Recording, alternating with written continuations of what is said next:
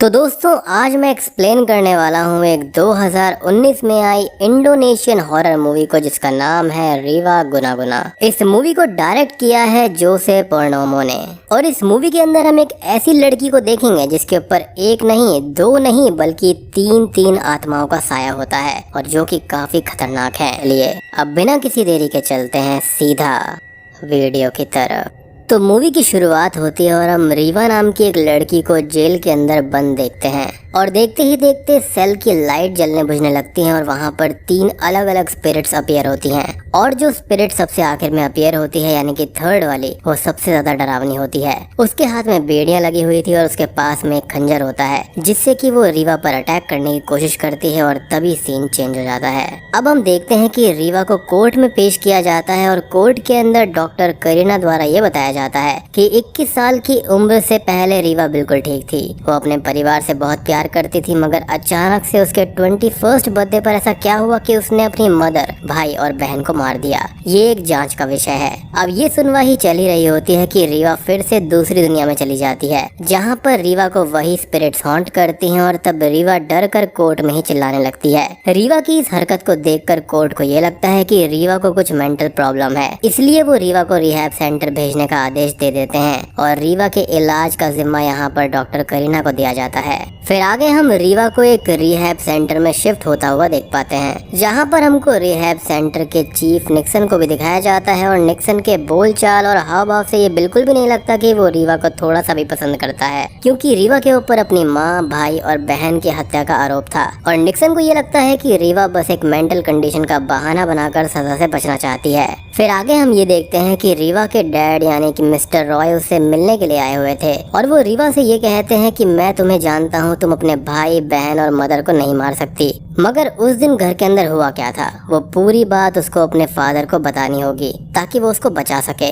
रीवा ये कहती है कि मैं सच्चाई ऑलरेडी बता चुकी हूँ कि मुझको कुछ स्पिरिट यहाँ पर हॉन्ट करती हैं और उन्हीं की वजह से ये सब हो रहा है। अब रीवा के डैड यहाँ पर स्पिरिट जैसी चीजों पर भरोसा नहीं करते थे, इसलिए वो रीवा से ये कहते हैं कि अपने दिमाग का इस्तेमाल करो क्योंकि स्पिरिट जैसी कोई भी चीज नहीं होती और ये कहकर वो वहाँ से चले जाते हैं। अब सीन शिफ्ट होता है और हम रात के सीन को देखते हैं जिसके अंदर निक्सन सभी पेशेंट्स के रूम में जाकर चेक करता है कि वो अभी तक सोए हैं या फिर नहीं और जब वो रीवा के कमरे में जाता है तो वो ये देखता है कि रीवा अभी भी जाग रही थी और वो रीवा से ये बोलता है कि उसको इस रिहैब सेंटर के रूल्स को फॉलो करना होगा और उसको जल्दी सोना पड़ेगा। रीवा निक्सन की इस बात का कोई भी जवाब नहीं देती। तब निक्सन गुस्से में ये कहता है कि तुम दुनिया को तो बेवकूफ बना सकती हो लेकिन मुझे बेवकूफ नहीं बना सकती। मैं जानता हूँ कि तुम बिल्कुल ठीक हो और बस सजा से बचने के लिए नाटक कर रही हो, मगर मैं एक दिन तुमको तुम्हारी असली जगह तक पहुँचा कर ही रहूंगा। और ये कहकर निक्सन वहाँ से चला जाता है। अब कुछ दिन के बाद में हम देखते हैं कि देवी नाम की एक लड़की रीवा से मिलने आती है जो कि रीवा की सबसे करीबी दोस्त होती है।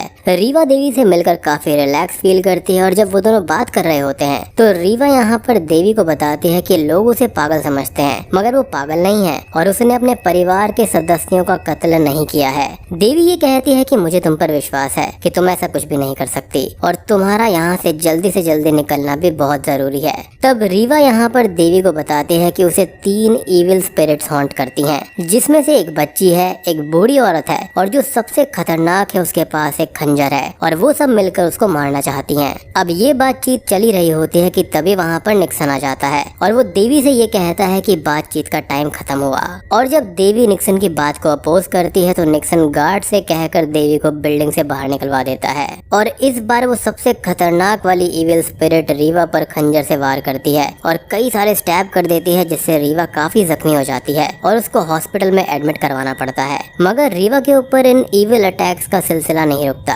और जब वो हॉस्पिटल से वापस आती है तो स्पिरिट्स उस पर दोबारा हमला करती हैं और उसको फिर से जख्मी कर देती हैं। अब रिहैब वालों को ये लगता है कि रीवा खुद को ही चोट पहुंचा रही है, इसलिए वो रीवा को बेड से बांध देते हैं और दोस्तों फिलहाल इसे रीवा की सबसे वर्स्ट कंडीशन कहा जा सकता है। अब आगे हम ये देखते हैं कि देवी दोबारा रिहैब सेंटर के अंदर आती है और इस बार वो अपने साथ एक तांत्रिक को लेकर आई थी या फिर एक स्पिरिचुअल मीडियम। तांत्रिक यहाँ पर अपने साथ कुछ जादू टोने का सामान लाया था और जब वो एक बेसिक सा रिचुअल परफॉर्म करता है तो रीवा के साथ वो उसी स्पिरिट वाली दुनिया में चला जाता है और ये पता लगाता है कि वहाँ पर आखिर वो स्पिरिट्स है कौन। अब वहाँ जाने पर ये पता चलता है कि जो बूढ़ी औरत की स्पिरिट है उसका नाम यहाँ पर इमाक बोंगकॉक है, और जो बच्ची की स्पिरिट है उसका असली नाम जोरेक जारियन है, और जो स्पिरिट बेड़ियों के अंदर बंधी हुई है यानी कि सबसे खतरनाक है उसका नाम यहाँ पर गेमेथ आर्सन है, जो कि सबसे ज्यादा भयानक है। अब इस सेशन के दौरान जब गेमेथ आर्सन तांत्रिक के पास में आती है और तांत्रिक उसको रोकने की कोशिश करता है, मगर वो उसको रोक नहीं पाता। वो तांत्रिक पर अटैक कर देती है जिससे कि तांत्रिक बहुत दूर जाकर गिरता है, और वो रीवा से ये कहता है कि इस केस में वो उसकी कोई मदद नहीं कर सकता, और ये कहकर वो तांत्रिक वहाँ से चला जाता है। लेकिन जाते जाते तांत्रिक रीवा को एक बात बताता है कि जो स्पिरिट्स हैं वो उसके पीछे ऐसे ही नहीं पड़ी हुई हैं, बल्कि किसी ने उसके पीछे इन स्पिरिट्स को भेजा है और बदले में उसने इन स्पिरिट्स को कुछ देने का वादा किया होगा। तब रीवा ये कहती है कि क्या हम भी इनको कुछ ऑफर कर सकते हैं जिससे कि वो इन अटैक्स को रोक देंगी। तो तांत्रिक ये कहता है कि ये सब चीजें इतनी आसान नहीं होती और ऐसे काम नहीं करती। अब आगे हम देखते हैं कि देवी चुपके से रीवा के डैड का पीछा करती है, क्योंकि उसे इस बात पर शक था कि जब परिवार के सारे लोग मारे गए तो आखिर रीवा के डैड कैसे बच गए, कहीं उन्होंने ही तो रीवा के पीछे उन स्पिरिट्स को नहीं भेजा है। और इस छानबीन में देवी को ये पता चलता है कि रीवा के डैड और रीवा की आंटी यानी कि डॉक्टर करीना का अफेयर चल रहा था। जी हाँ, अब ये सब देखने के बाद देवी को इस बात पर यकीन हो जाता है कि ये केस जितना सिंपल दिख रहा है उतना सिंपल है नहीं, और रीवा को जानबूझकर इस केस में फंसाया गया है ताकि उसे दूर रखा जा सके। अब उन स्पिरिट्स को रीवा के पीछे किसने छोड़ा है ये अभी भी एक राज है, और इस बात का पता देवी कुछ ही देर में लगा लेगी।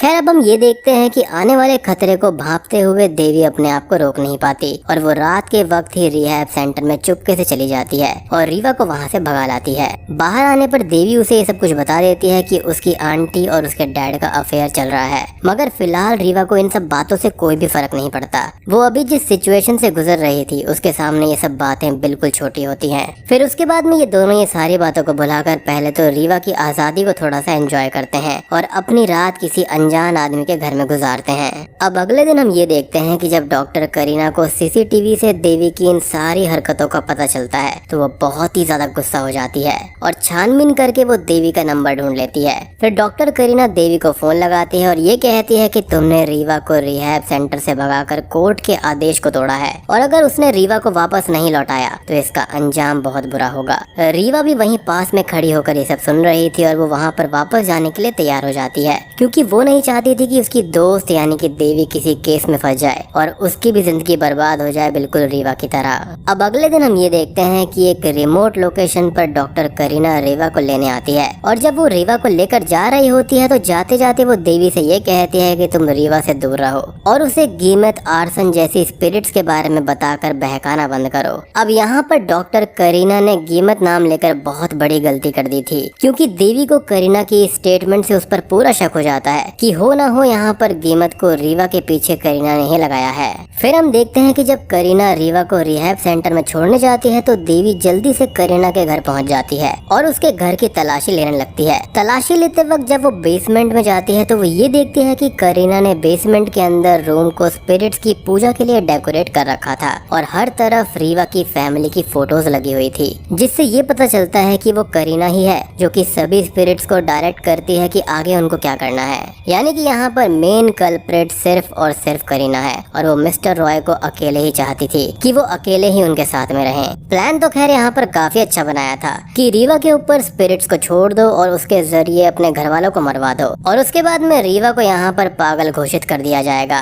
और वो मिस्टर रॉय के साथ में आसानी से जिंदगी बिताएगी। लेकिन जिनकी देवी जैसी दोस्त होती है ना, उनके साथ में कभी भी कोई गलत नहीं हो सकता। उसके बाद में देवी यहाँ पर छानबीन कर ही रही होती है कि कुछ ही देर के बाद में करीना अपने घर पर आ जाती है और देवी उसे देखकर बेसमेंट के अंदर ही छुप जाती है। तभी करीना को यहाँ पर रीवा के डैड यानी कि मिस्टर रॉय का फोन आता है और वो ये कहता है कि अब हमको मिलना बंद करना होगा। करीना पूछती है कि ऐसा क्यों बोल रहे हो, तो मिस्टर रॉय ये कहते हैं कि तुम्हारी प्रेजेंस मुझे इरिटेट करती है, इसलिए अब हमारे बीच में कुछ भी नहीं हो सकता। यानी कि इन इविल स्पिरिट्स को रीवा के पीछे लगाने का कोई फायदा नहीं हुआ। खैर फिर यहाँ पर करीना गुस्से में आ जाती है और ये कहती है कि ठीक है, मैंने जिस तरह से तुम्हारे बीवी बच्चों को मारा है उसी तरह से अब मैं रीवा को भी मार दूंगी। और ये सुनते ही मिस्टर रॉय शॉक्ड हो जाते हैं। तो यहाँ पर मिस्टर रॉय को कोई भी अंदाजा नहीं था कि ये सब यहाँ पर करीना ने किया है। खैर यहाँ पर वो कुछ कहने ही वाले होते हैं कि करीना तभी कॉल कट कर देती है। अब करीना यहाँ पर गुस्से में बेसमेंट के अंदर आती है और वो गेमेथ से ये कहती है कि वो आज रीवा को जान से मार दे,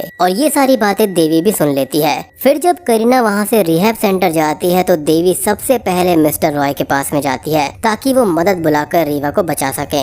मगर करीना यहाँ पर उनसे पहले ही रिहैब सेंटर पहुँच जाती है और वो रीवा से मिलने की जिद करती है। मगर निक्सन उसे रीवा से मिलने से रोकता है क्योंकि पेशेंट से मिलने का ऑफिशियल टाइम खत्म हो चुका था। मैं कह रहा हूँ यहाँ पर बहुत ही स्ट्रिक्ट बंदा है ये। खैर तभी वहाँ पर गुस्से में आकर करीना निक्सन को जान से मार देती है। Poor guy. खैर अब करीना रूम के अंदर जाती है जहाँ पर वो डरी और सहमी हुई रीवा को एक कोने में बैठा हुआ देखती है। तब करीना यहाँ पर गिमत का नाम लेकर उसे बुलाती है और रीवा पर अटैक करने के लिए बोलती है। और जब गिमत यहाँ पर रीवा पर अटैक करना शुरू करती है तो रीवा यहाँ पर चिल्लाकर गिमत से ये कहती है कि मैं तुम्हें करीना से भी ज्यादा चीजें दूंगी और तुम मुझे छोड़कर करीना को मार दो। अब गिमत यहाँ पर इविल स्पिरिट थी तो वो अपनी पार्टी बदल लेती है और इस ऑफर को एक्सेप्ट कर लेती है और पलट कर वो करीना को ही जान से मार देती है। फिर एंड में हम ये देखते हैं कि रीवा पर से लगे हुए सारे चार्जेस हट जाते हैं और वो आराम से बाहर घूम रही होती है। अब रीवा के घूमते टाइम हम रीवा की आवाज में एक नरेशन को सुन पाते हैं और वो ये कहती है कि इविल स्पिरिट्स पर ज्यादा भरोसा नहीं करना चाहिए क्योंकि वो अपने मास्टर को कभी भी बदल सकती हैं और जब कोई दूसरा पहले वाले से ज्यादा ऑफर करता है तो वो किसी को भी मार सकती हैं। और वो इसी के साथ में ये मूवी यहीं पर खत्म हो जाती है। तो दोस्तों ये थी रीवा गुना गुना मूवी की कहानी। मैं उम्मीद करता हूँ कि आपको ये वीडियो और मूवी पसंद आई होगी। अब बात करें इसकी एंडिंग के बारे में तो एंडिंग इसकी काफी फास्ट और काफी बचकानी थी। मतलब पूरी मूवी इतनी अच्छी चल रही थी लेकिन एंड में आकर इन्होंने गुड़ गोबर कर दिया। एंड ट्रस्ट मी मैं इस एंडिंग को एक्सपेक्ट नहीं कर रहा था कि ऐसी एंडिंग यहाँ पर हो सकती है।